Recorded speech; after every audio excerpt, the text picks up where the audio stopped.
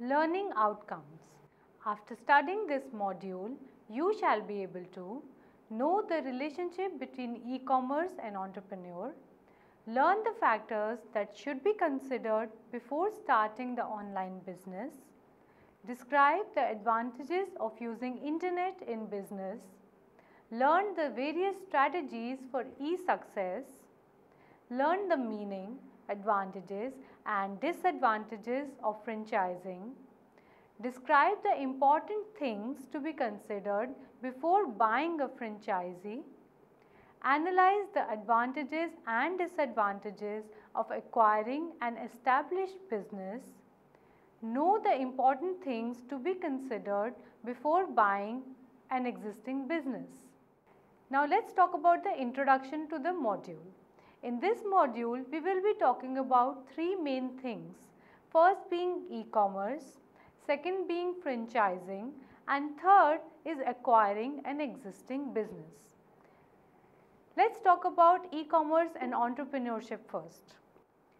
Business in its traditional sense as an economic activity has been going on for centuries now. But the information technology has completely transformed the way business is being done today. Electronic commerce or e-commerce is conducting any business activity, that is buying and selling of goods and services, transmitting data or funds etc. through electronic or information technology means, primarily the internet. E-commerce has brought a complete revolution not only for the existing businesses but also for new business venture that is being planned. No entrepreneur can afford to ignore the impact of internet on business. In fact, it is being said that business which are ignoring internet these days might be running the risk of being obsolete. In short, internet has connected the producer, the seller and the consumer with each other in ways that has never been possible before, and hardly any firm can ignore the internet in today's highly competitive environment.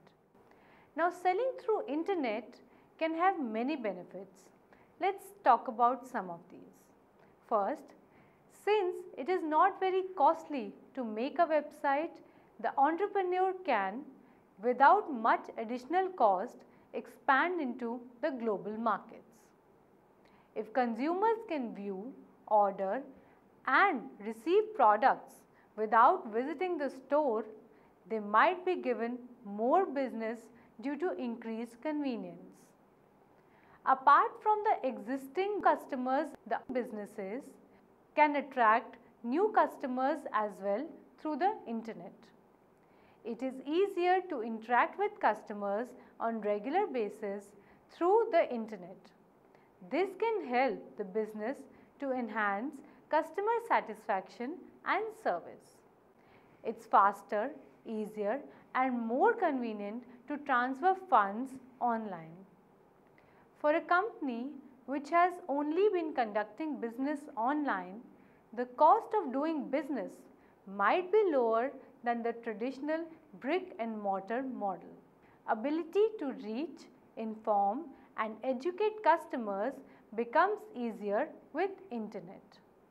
Convenience due to online shopping can lead to new business opportunities. Opportunity to bring better efficiency to business operations like purchasing and inventory control is also possible with internet. Better sales control through the use of internet is another advantage. Opportunity to have better management of brand is also very big advantage that the businesses can have with the use of internet. This can also be used to build credibility in the market. Internet also brings level playing field with larger competitors because it is the website and the product which become more important online. Now, there are certain factors that have to be considered before launching an e-commerce business.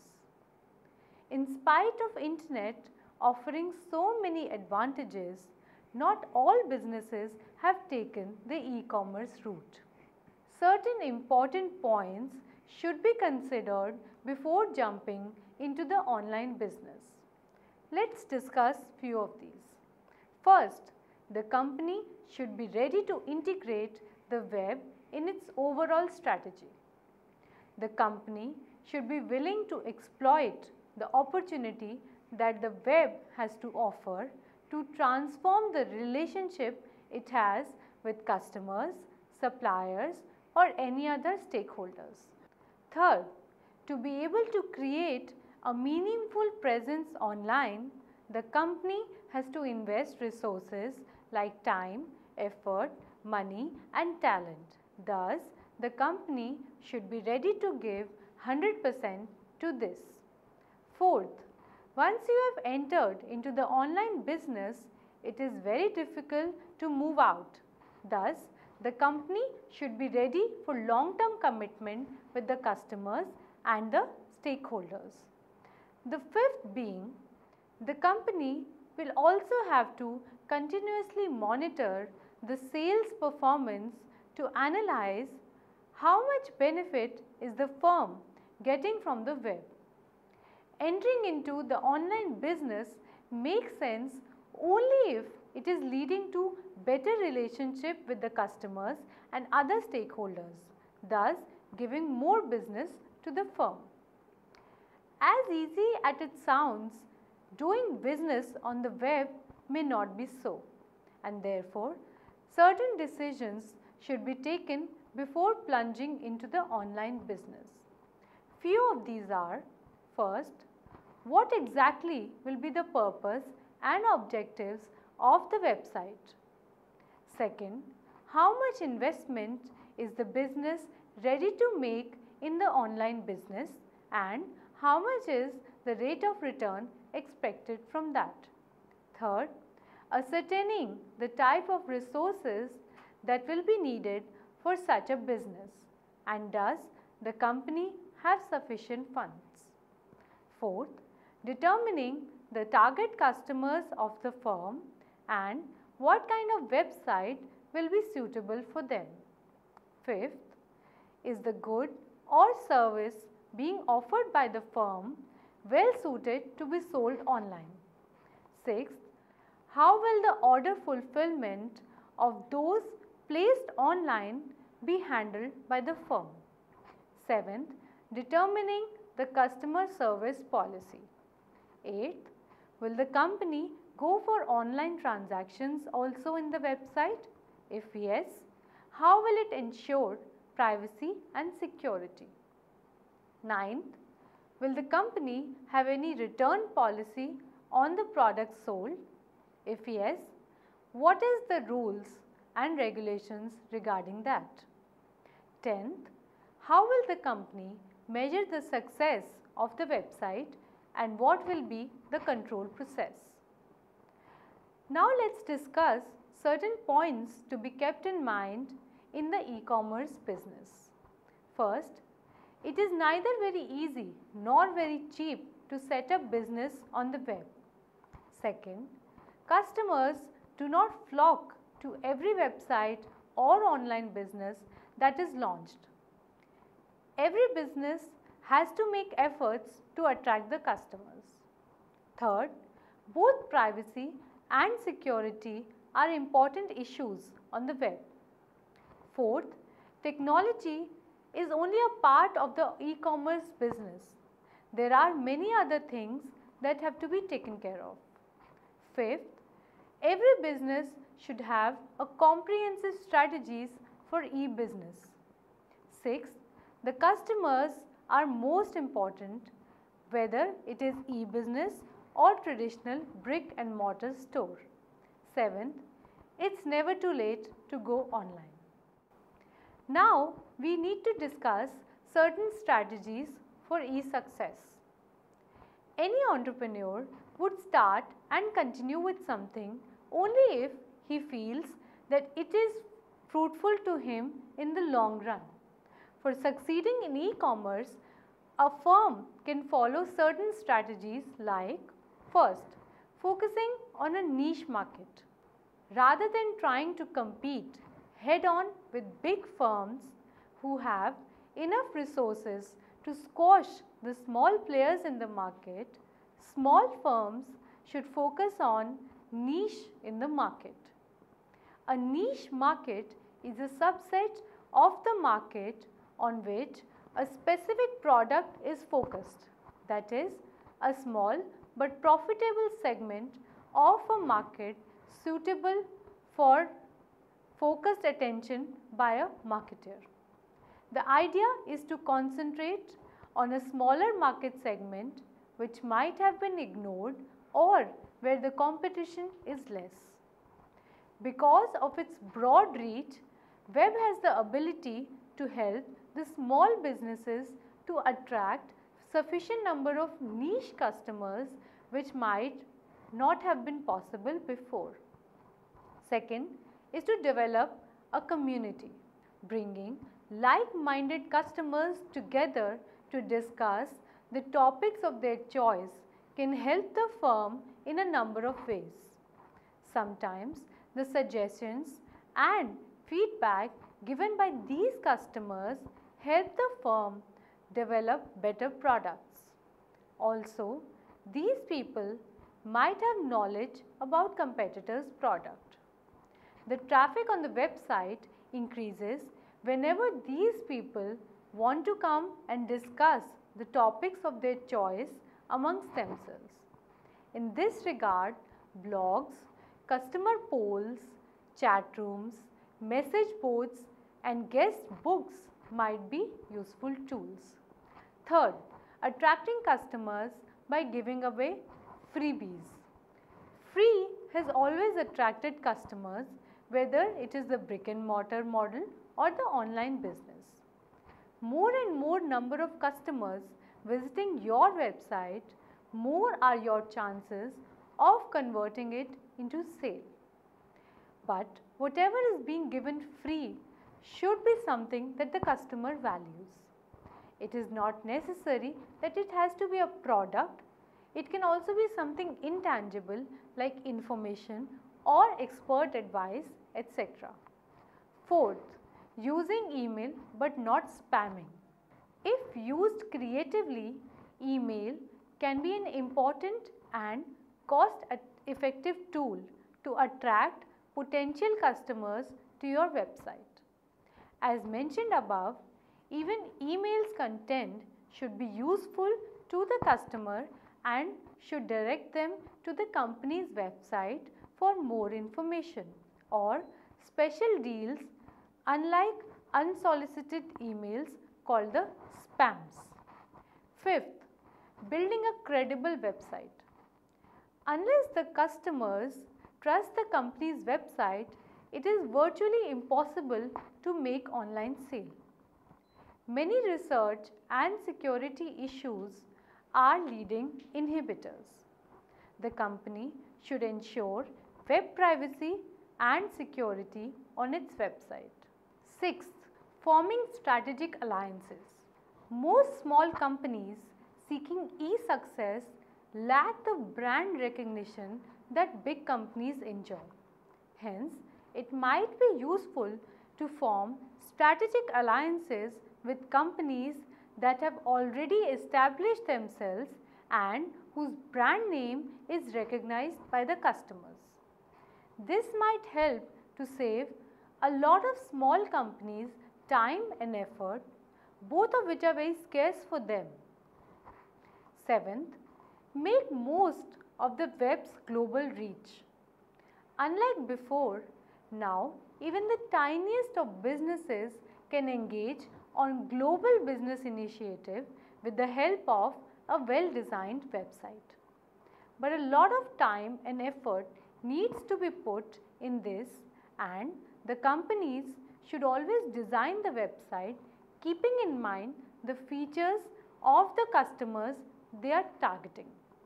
For example, giving due consideration to language, culture, buying habits of the people of the target country. 8th, making use of social media. Social media has become a very popular way of discovering and researching brands, writing product reviews, asking questions, reporting complaints or satisfaction.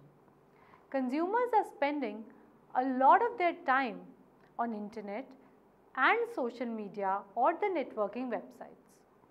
Businesses should strategically choose the social media platforms because each social network has different audience and demographics.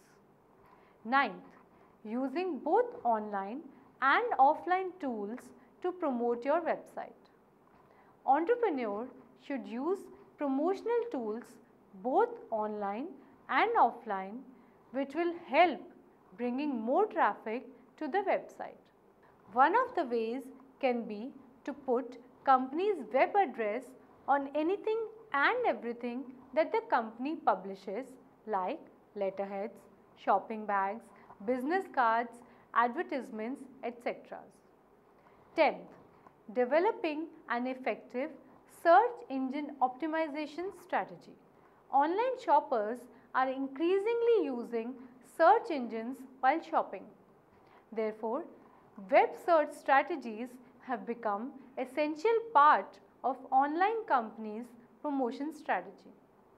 Research studies have shown that most common tool that the online shoppers use while shopping is the search engine.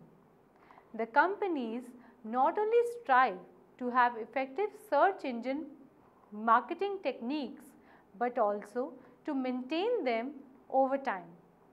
For a website to appear on top or near the top, the company needs to manage design, content, titles, keywords, features, etc. accordingly. This is also called search engine optimization or SEO. 11th, tracking web results. The entrepreneur continuously monitor and analyze the performance of the website, that is, its ability to attract customers, make sale and keep the customers coming back. Web analytics can be used for this.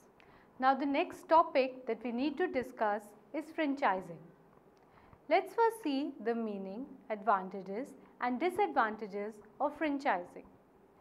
In this arrangement, a franchisee, that is a semi-independent business owner, pays royalty or fees or both to the franchisor who is the parent company in return for the rights to sell its product or services or to be identified with its trademark or both.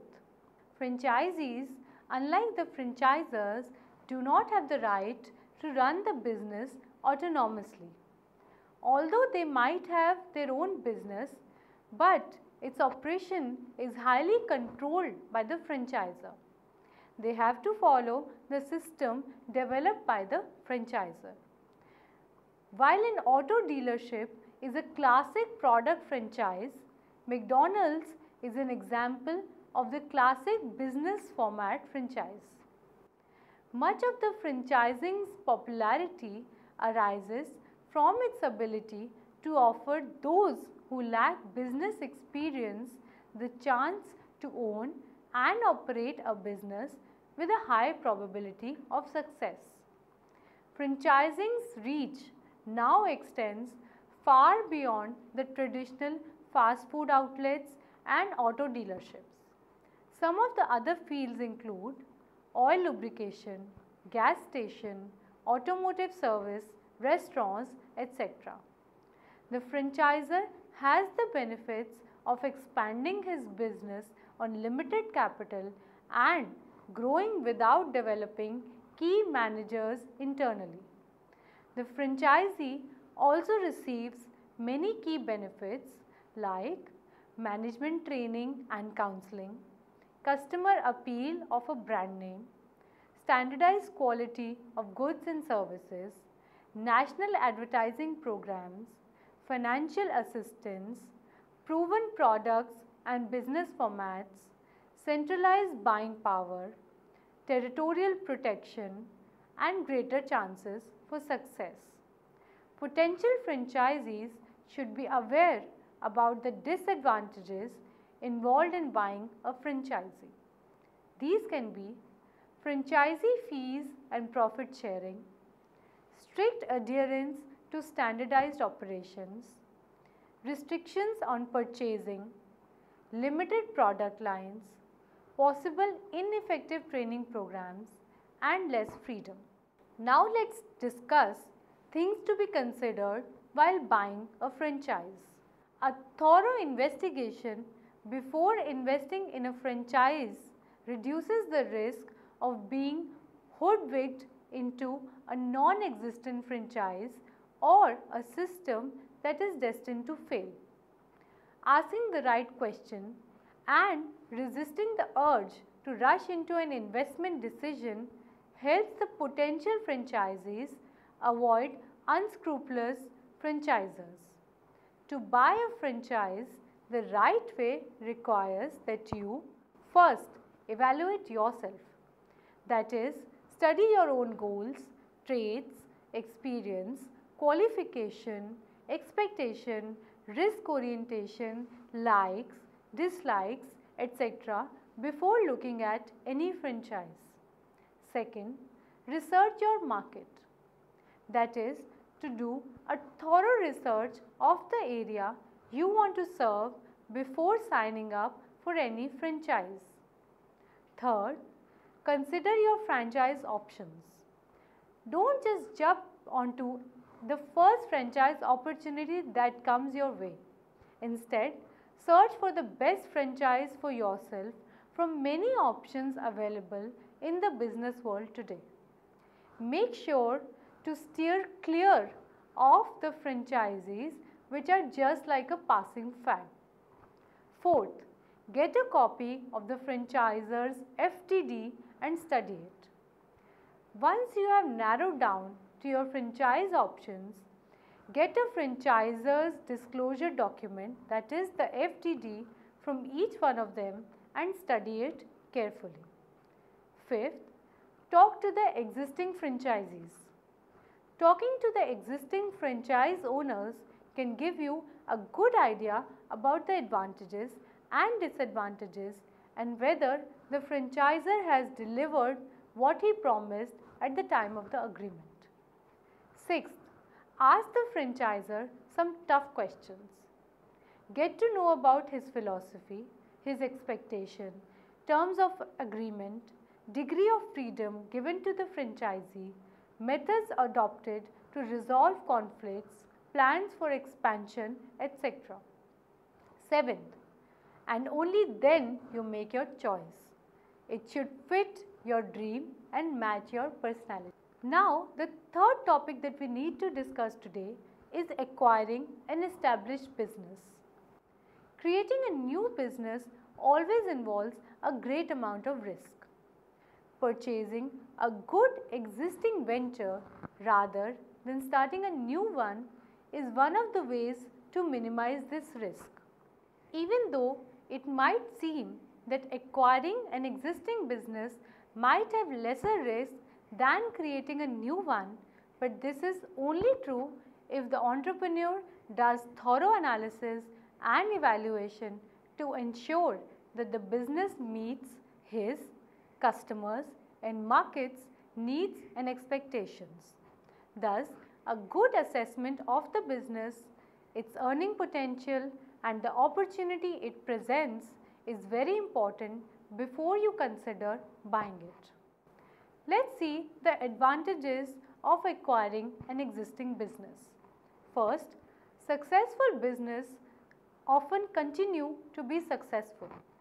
This might be due to the solid customer base, good relationship with the critical stakeholders, goodwill, etc., which will help the business in the long run. Second, leveraging the experience of the previous owner. Previous owner may share his experiences and the new owner can learn without making the mistakes that the previous owner made. Third, revenues. The revenues start very soon. If you buy an already established and profitable business, unlike when you start a business on your own. Fourth, established location, employees, suppliers and other stakeholders. The entrepreneur does not need to worry about these things as these are already in place. Fifth, production and inventory procedures are set. The production equipment is already installed and the buyer can assess the condition of the plant before buying it. Sixth, easier access to financing and trade credit. An established and profitable business can have easier terms of franchising as well as trade credit as compared to a new venture which is laden with uncertainty, which means higher risk. Buying an existing business might also have certain disadvantages such as first, cost. Because of the business idea, concept development, customer base, suppliers, branding, etc. have already been taken care of, it is usually more expensive to buy an established business. Second, profitability. One of the reasons businesses is on sale might be because it is no longer or it was never profitable. The company's financial statements should be thoroughly checked. Third, current employees. The employees of the current owner might not be able or willing to adapt to new owner's vision and management style. Fourth, challenge of implementing changes. As mentioned earlier, it becomes very difficult for the new owner to change the precedents set by the previous owner. Hiring, firing, compensation, promotion policies for the employees, company policies with customers, etc. are not easy to change. Fifth, business may be overpriced. The business that the new owner buys might not be of as much value as much it had been paid for. A buyer should carefully value the assets and the liabilities of the business he is thinking of buying. Thus, the entrepreneur should take the decision of buying an existing business very carefully, keeping in mind both pros and cons. Next, we should discuss the things to be considered while buying an existing business. The entrepreneur should keep the following steps in mind while buying an existing business. First, the entrepreneur should conduct a self-audit, that is, objectively analyze his abilities, skills and personal interests to determine the business suitable for him. Second, develop a list of criteria and parameters that the potential business proposition should definitely meet. Third, search and prepare a list of potential candidates that meet the criteria determined in the above step. The entrepreneur can take the help of internet, industry contacts, banks, etc. for this purpose. Fourth, conduct due diligence, that is, after the entrepreneur has a list of potential businesses, he should thoroughly study, investigate and review the potential acquisition targets that meet his criteria. This due diligence process involves analyzing motivation to sell, asset valuation, market potential, legal issues and financial condition. The entrepreneur should try to minimize the risks and the problems while buying a business. After making the final choice of the business to buy, the entrepreneur can explore various financing options for the deal.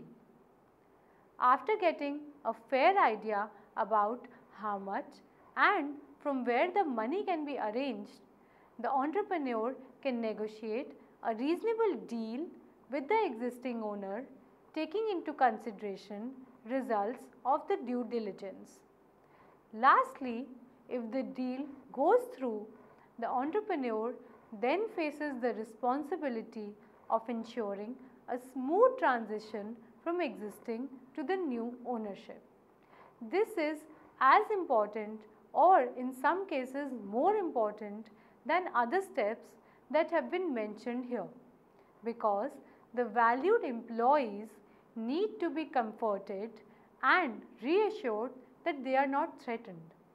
Otherwise, if they leave, the acquisition loses its purpose. Thus, proper communication with the existing employees is most crucial. After studying all of these three topics, let us quickly summarize. First, electronic commerce or e-commerce is conducting any business activity through electronic or information technology means, primarily the internet. Second, internet has connected the producer, seller and consumer with each other in a way that has never been possible before, and hardly any firm can ignore it in today's highly competitive environment. Third, selling through the web can have many benefits, but certain important points should be considered and some important decisions should be taken before jumping into online business. Fourth, strategies for e-success include focusing on a niche market, developing a community, attracting customers by giving away freebies, using email but not spamming, building a credible website, forming strategic alliances, making most of web's global reach, making use of social media, using both online and offline tools to promote your website, developing an effective search engine optimization strategy and tracking web results. Franchising is an arrangement where the franchisee pays royalties or fees or both to the franchisor in return for the right to sell its product or services or to be identified with its trademark or both. Franchisee should be aware about the advantages and disadvantages of franchising before jumping into it. To buy a franchisee the right way requires you to evaluate yourself, consider your franchise options, get a copy of the franchisor's FDD, study it, talk to the existing franchisees, ask the franchisors some tough questions and only then make your choice. Next, creating a new business involves a great amount of risk. So, purchasing a good existing venture rather than starting a new one is one of the ways to minimize this risk. But this is only true if the entrepreneur does thorough analysis and evaluation to ensure that the business meets his customers and market's needs and expectations. There are various advantages and disadvantages of acquiring an existing business. Thus, the entrepreneur should know the right steps involved in buying an existing business.